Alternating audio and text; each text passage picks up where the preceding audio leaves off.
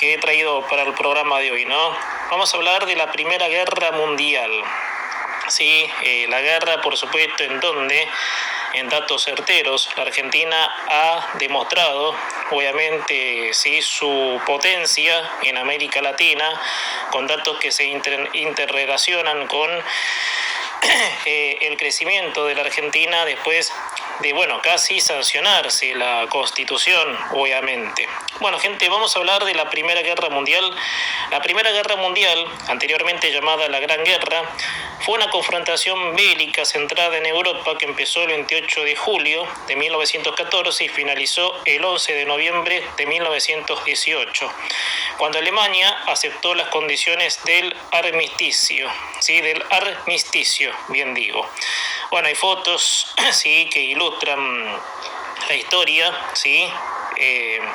La fecha que comenzó, sí, detalladamente, 28 de julio de 1914 al 11 de noviembre de 1918. Son 3 años y 14 días, obviamente. El lugar donde se desarrolla, Europa, África, Oriente Medio, y brevemente en China, ¿sí? Las costas Américas y las islas del Océano Pacífico.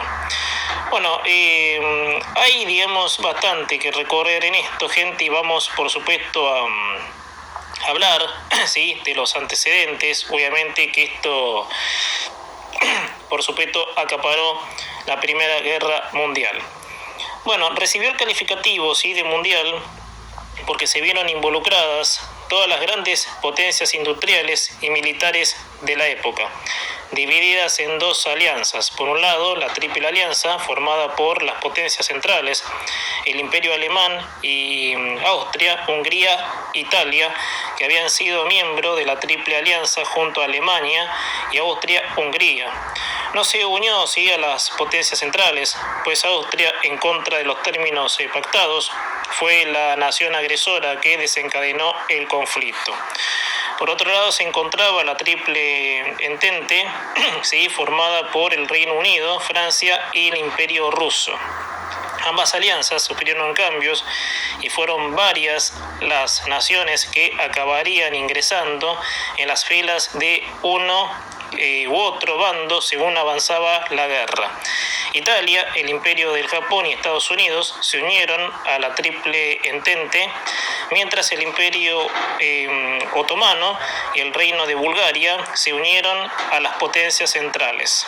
Más de 70 millones de militares, de los cuales 60 millones eran europeos, se movilizaron y combatieron en la entonces guerra más grande de la historia. Hasta antes del comienzo de la Segunda Guerra Mundial, esta guerra era llamada Gran Guerra o Guerra Mundial, expresión esta última que en Alemania comenzó a utilizarse desde su comienzo, aunque solo se generalizó en Francia, Modal, ¿sí?, y el Reino Unido, World War, en la década de 1930. Mientras que en Estados Unidos la denominación se impuso a partir de su intervención en 1917, ya que allí se conocía como Guerra Europea. Aunque el imperialismo sí que venía desarrollando desde hacía décadas las potencias involucradas, fue la principal causa subyacente. El detonante del conflicto se produjo el 28 de junio de 1914 en Sarajevo con el asesinato del archiduque Francisco Fernando de Austria a manos de Gavrilo Princip, ¿sí?, un joven nacionalista serbio. Este suceso desató una crisis diplomática cuando Austria-Hungría dio el ultimátum al Reino de Serbia y se invocaron las distintas alianzas internacionales forjadas a lo largo de las décadas anteriores. En pocas semanas, todas las grandes potencias europeas estaban en guerra y el conflicto se extendió a muchas otras áreas geográficas. El 28 de julio, los austrohúngaros iniciaron las hostilidades con el intento de invasión de Serbia. Mientras Rusia se movilizaba, Alemania invadió Bélgica, que se había declarado neutral, y Luxemburgo, en su camino a Francia, La violación de la soberanía belga llevó al Reino Unido a declarar la guerra a Alemania. Los alemanes fueron detenidos por los franceses a pocos kilómetros de París y se inició una guerra de desgaste donde las líneas de trincheras apenas sufrían variación alguna hasta 1917. Este frente era conocido como Frente Occidental. En el Frente Oriental, el ejército ruso logró algunas victorias frente a los austrohúngaros, ¿no? Pero fueron detenidos ¿sí? por los alemanes en un intento de invadir Rusia Oriental. En noviembre de 1914, el Imperio Otomano entró en la guerra, lo que significó la apertura de distintos frentes en el Cáucaso, Mesopotamia y el Sinai. Italia y Bulgaria se unieron y la guerra en 1915, Rumania en 1916 y los Estados Unidos en 1917. Tras años de relativo estancamiento, la guerra empezó su desenlace en marzo de 1917 con la caída del gobierno ruso tras la Revolución de Febrero y la firma de un acuerdo de paz entre Rusia revolucionaria y las potencias centrales después de la Revolución de Octubre. En marzo de 1918, el 3 de noviembre de 1918, el Imperio Austrohúngaro firmó un armisticio tras una gran ofensiva alemana a principios de 1918 a lo largo de todo el frente occidental. Los aliados hicieron retroceder a los alemanes en una serie de exitosas ofensivas. Alemania en plena revolución solicitó un armisticio el 11 de noviembre de 1918, poniendo fin a la guerra con la victoria aliada. Tras el fin de la guerra, 4 grandes imperios dejaron de existir: el alemán, el ruso, el austrohúngaro y el otomano. Los estados sucesores de los dos primeros perdieron una parte importante de sus antiguos territorios, mientras que los 2 últimos se desmantelaron. El mapa de Europa y sus fronteras cambiaron por completo y varias naciones se independizaron o se crearon. Al calor de la Primera Guerra Mundial se fraguó la Revolución Rusa, que concluyó con la creación del primer Estado en historia autodenominado socialista, la Unión Soviética. Tras 6 meses de negociaciones en la Conferencia de Paz de París, el 28 de junio de 1919, los países aliados firmaron el Tratado de Versalles con Alemania y otros a lo largo del siguiente año con cada una de las potencias derrotadas. Más de 9 millones de combatientes y 7 millones de civiles perdieron la vida. El 1% de la población mundial, una cifra extraordinaria, ¿sí?, dada la sofisticación tecnológica e industrial de los beligerantes. Es el 5º conflicto más mortífero de la historia de la humanidad. La convulsión que provocó la guerra allanó el camino a grandes cambios políticos, sociales y económicos, con revoluciones de un carácter nunca visto en varias naciones involucradas. Se fundó la Sociedad de Naciones con el objetivo de evitar que un conflicto de tal magnitud se repitiese. Sin embargo, 2 décadas después estalló la Segunda Guerra Mundial. Entre sus razones se pueden señalar el alza de los nacionalismos, una cierta debilidad de los estados democráticos, la humillación sentida por Alemania tras su derrota, las grandes crisis económicas y sobre todo el auge del fascismo. Obviamente eso era lo que se provocaba, obviamente, como te estoy diciendo. Bueno, esto más o menos, sí, un resumen, obviamente, y ahora vamos a ir a meternos en detalles, obviamente, de cómo fue, obviamente, el desarrollo de la guerra, ¿sí? Vamos, obviamente, a ese pasaje, ¿sí?, que, bueno, requiere, ¿sí?, como te estoy diciendo, de cierta importancia para ubicarnos un poco. Bueno, la guerra. Obviamente, ¿cómo fue la guerra? Detalles, obviamente, de cómo fue la guerra. Bueno, inicia en 1914. Bueno, acá veo fotos, ¿sí? soldados alemanes el 1 de agosto de 1914 en un vagón de mercancías. Las inscripciones en el vagón de viaje a París dejan en claro las expectativas de los beligerantes de una rápida victoria. Y en otra foto, claro, fotos de la época, blanco y negro, ¿no? Soldados alemanes en Berlín recién movilizados en 1914.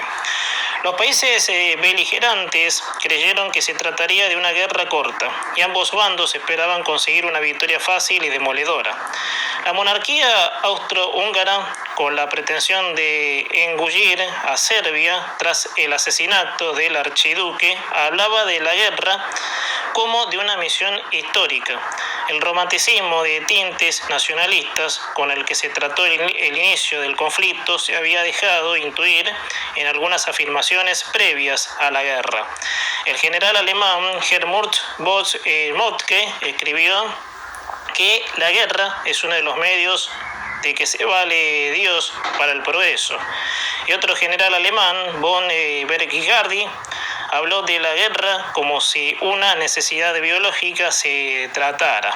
Así pues, cuando estalló el conflicto, las ansias belicistas de los gobernantes y el entusiasmo popular parecían de tal magnitud que la unidad de cada nación contra sus enemigos no se puso en duda y atrás quedaron los miedos de la clase dirigente sobre posibles tentativas revolucionarias. La situación antes de la apertura del frente del combate se podía resumir en que los franceses pensaban llegar a Berlín y los alemanes a París, casi en los mismos trenes en que se había efectuado la movilización. La estrategia de las potencias centrales adoleció en sus primeros momentos de una grave falta de coordinación. Alemania había prometido apoyar la invasión austrohúngara de Serbia, pero ni los propios aliados se ponían de acuerdo en qué significaba exactamente esa declaración. Los planes previamente aprobados para esta situación habían sido reemplazados a principios de 1914 y nunca se habían realizado ejercicios ni simulaciones. Mientras los austrohúngaros creían que Alemania cubriría sus flancos norte con Rusia. Los alemanes asumían que Austria concentraría el grueso de sus tropas en el frente ruso mientras Alemania combatía contra Francia. Esta confusión inicial provocó que Austria-Hungría dividiese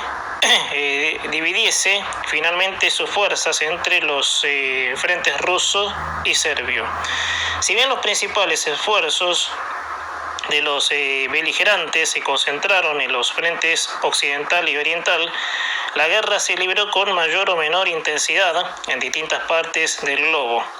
Se combatió en los Balcanes, en los Dardanelos, en Oriente Medio, en el Cáucaso, en los Alpes italianos, en África, en Extremo Oriente, y en el Pacífico y en el Atlántico. Vamos un poco a la campaña serbia. Obviamente, Austria atacó a Serbia el 28 de julio con fuegos de artillería. Aunque las ofensivas de importancia no comenzaron hasta el 12 de agosto, apenas una semana después, en la batalla de Ser, los austrohúngaros sufrieron su primera derrota, mientras los aliados conseguían su primera victoria de importancia en la guerra. En las 2 semanas posteriores al inicio de las hostilidades, los ataques austriacos se saldaron con graves pérdidas que pronto desvanecieron las esperanzas de una victoria rápida. Esta primera campaña finalizó en diciembre de 1914 con la derrota austrohúngara y la inesperada victoria serbia tras la decisiva batalla de Kolubara, considerada una de las mayores victorias del siglo XX. Esto provocó que Austria debiese mantener un número de tropas considerables en el frente serbio en detrimento del frente ruso. Además de que el objetivo de invadir Serbia por Austria-Hungría, obviamente detonante de la Primera Guerra Mundial, se había saldado con un temprano y estrepitoso fracaso. Este frente dio muestras de lo que sería la guerra en su conjunto al verse las primeras evacuaciones médicas por parte del ejército serbio ya en el otoño de 1915 y defensas antiaéreas desde que la primavera de 1915 un avión austríaco fue derribado desde la tierra. Bueno, acá hay un mapa, una especie de mapa, ¿sí? Donde pasó esto, como te decía recién, ¿sí? Bueno, con el inicio de las hostilidades, la orden de batalla alemana colocó al 80% de su ejército en el frente occidental. En el resto de las fuerzas debían actuar en el este, pero con carácter defensivo, ya que el plan era obtener una rápida victoria sobre Francia para después contar con esfuerzos contra Rusia. La ofensiva alemana en Occidente se tituló oficialmente Ausmarsch-West, ¿sí? Pero es mejor conocida como Plan Schlieffen, en honor a su creador, Alfred von Schlieffen, fallecido apenas un año antes de ver en marcha su plan. Schlieffen había mantenido deliberadamente se había mantenido debilitado, ¿sí?, el franco alemán de Alsacia y Lorena para incitar a los franceses a atacar por allí, mientras una mayoría de tropas fueron asignadas más al norte para barrer Bélgica y avanzar rápidamente hacia París, y así arrinconar a los ejércitos franceses contra la frontera, ¿sí?, suiza, el llamado Plan 18 francés, adoptado en 1913 para una hipotética guerra entre Francia y Alemania. Preveía, ¿sí?, precisamente un ataque frontal contra Alsacia y Lorena, en la creencia de que Bélgica no sería invadida por Alemania, y también en el espíritu revanchista francés de la época, que aspiraba a retomar aquellas provincias perdidas en la guerra franco-prusina de 1871, con lo que facilitó considerablemente la estrategia inicial alemana. Unos años antes del conflicto, el sucesor del fallecido Schlieffen, Helmut von Moltke, temía que las defensas alemanas no resistieran ante un potente ataque francés contra Alsacia y Lorena, por lo que en ese lapso previo al conflicto modificó ligeramente la proporción de tropas, destinando el 70% al norte, antes el 85%, y el 30% a la frontera francesa, antes el 15%. El 4 de agosto de 1914 el ejército alemán abrió el frente occidental invadiendo Bélgica y Luxemburgo, ¿sí?, con un ataque a la ciudad de Lieja. El avance alemán en los primeros compases del frente occidental fue muy exitoso. A finales de agosto la fuerza expedicionaria británica estaba en desbanda total. Las bajas francesas en el primer mes de combates superaron las 260.000, incluso 27.000 muertos. Solo el 22 de agosto, en la batalla de las fronteras, la bien elaborada estrategia alemana proporcionaba instrucciones detalladas y al mismo tiempo permitía una libertad de acción considerable a los oficiales ante las eventualidades imprevistas en primera línea del frente. Esta doctrina no era nueva, había funcionado bien a los alemanes entre 1866 y 1870, pero en 1914 provocó el general Alexander von Klunk al desobedecer las órdenes y actuar libremente. Abriese una brecha entre los ejércitos alemanes en pleno avance hacia París. Franceses y británicos explotaron esa brecha para detener el avance alemán al este de París en la primera batalla de Marne, entre el 5 y el 12 de septiembre, lo que obligó a los alemanes a retroceder 50 kilómetros la batalla de Marne, donde parte de las tropas de reserva francesas llegaron al frente gracias a los taxis de París, obviamente, ¿sí? Que significó el fracaso del plan alemán y comenzó de la carrera hacia el mar una toma de posiciones entre Alsacia y la costa belga en el Mar del Norte. Los alemanes, al ser la fuerza de ocupación, pudieron elegir mejores posiciones donde tener su avance. Normalmente se asentaban en posiciones elevadas y las trincheras que empezaban a levantarse estaban mejor construidas por sus homólogas anglo-francesas, ya que inicialmente la Entente pensó que serían temporales y un paso previo para atacar las defensas alemanas. Con el estancamiento del frente quedó claro que las tácticas militares previas a la Primera Guerra Mundial estaban obsoletas y no habían logrado desarrollarse al mismo ritmo que los avances tecnológicos. Estos avances permitieron la creación de sistemas defensivos tan fuertes que las desactualizadas tácticas militares que no pudieron hacer nada contra ellos la mayor parte de la guerra.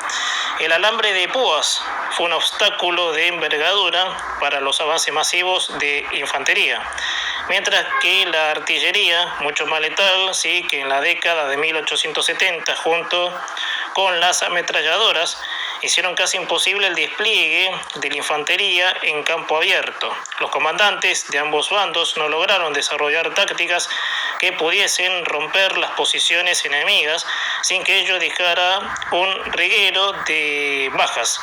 Aunque con el tiempo la tecnología que parecía ser infranqueables, las defensas logró producir nuevas armas ofensivas como carros de combate o gas venenoso. Con todo lo anterior, a fines de 1914, las tropas alemanas estaban fuertemente aferradas a sus posiciones en Francia, donde controlaban la mayor parte de las minas de carbón francesas. Se habían infringido a sus enemigos 230.000 bajas de las sufridas.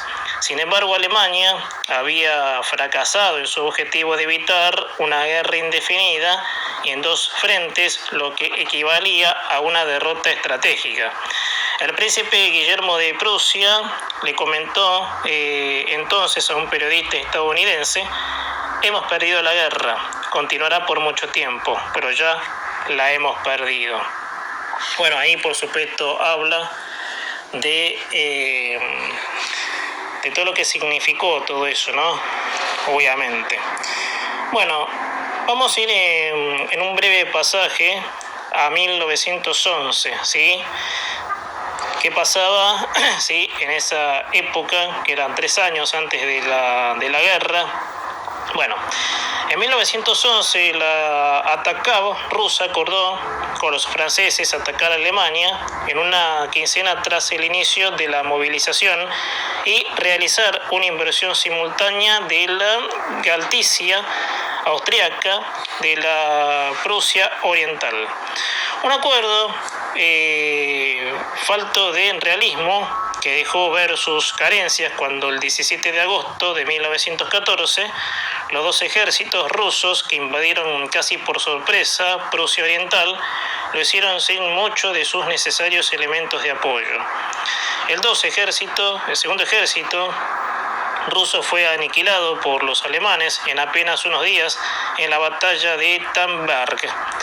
Pero el avance ruso obligó a los alemanes a replegar el octavo ejército de Francia para ser enviado a Prusia Oriental, lo que lastró el avance en el frente occidental.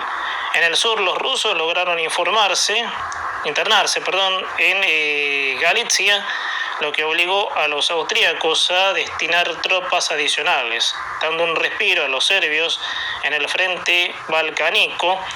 Así pues, Rusia obtuvo un resultado inicial positivo en su ataque a Austria-Hungría. Pero en cambio, en septiembre de 1914, tras Tannenberg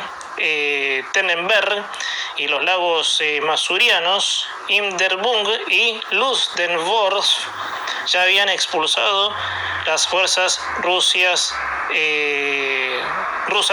de Prusia. Bueno, esto es por supuesto gran parte de esta historia de la Primera Guerra Mundial, sí, interesante fue la lucha que eso por supuesto hizo terminar con muchos imperios como les estoy mencionando. Bueno, vamos un poco, sí, en estos minutos, entrada del Imperio Otomano. A fines de octubre, los dos cruceros turcos, en realidad, el CMS Weben y el CMS Breslau, vendidos ficticiamente a los otomanos, precipitaron la entrada de guerra del imperio al zarpar junto a otros buques de guerra a bombardear los puertos rusos de Odessa, Sebastopol y Novorossiysk y hundir de camino varias naves rusas de pequeño tonelaje y un paquebote francés. Este ataque, que no había aprobado el gobierno y se había llevado a cabo mediante la conspiración de los asesores militares alemanes y los elementos pro-alemanes del CUP, desató una nueva guerra entre Rusia y el imperio. La operación había sido simplemente una manera de provocar a la Entente para asegurar la entrada en guerra del imperio. Una vez ocurrido, la mayoría del gobierno decidió apoyar a los conspiradores y asumir el ataque. Varios ministros y el gran visir, sin embargo, se mostraron contrarios a esta decisión. En vano, el 29 de octubre, el imperio entró en guerra con la ruptura de las relaciones diplomáticas con el Entente. El 2 de noviembre, Rusia le declara la guerra. El sultán no tomó parte de la decisión de declarar la guerra a los rusos. Tuvo que proclamar la calidad de califa, la guerra santa a la Triple Entente. Bueno, por supuesto esto ha sido sí, la historia sí, de la Primera Guerra Mundial, sí, que fue toda nuestra emisión de hoy, de Hora de Hablar. Bueno, acá data de la historia de cómo fue, sí, las distintas cosas que llevaron a la guerra, por supuesto, de lo que ya les comenté. Bueno, la Argentina en ese entonces no entró a la guerra. Y acá va un dato que yo a veces siempre rescato, ¿sí? Entonces, cuando se entra a la guerra, obviamente hay mucha posibilidad de perder. Las guerras se destruyen, ¿sí? Como está visto. Y la Argentina le vendía a países, le exportaba alimentos, cosas obviamente cotidianas a los países que estaban en guerra. Entonces la Argentina logró una potencia obviamente en su ingreso, ¿sí? de exportación, obviamente, y la Argentina fue un país rico por eso, obviamente, mediante esta desgracia, porque le vendíamos de todos los países que estaban en guerra, ¿sí? Y la Argentina, que no entró a la guerra, ¿sí?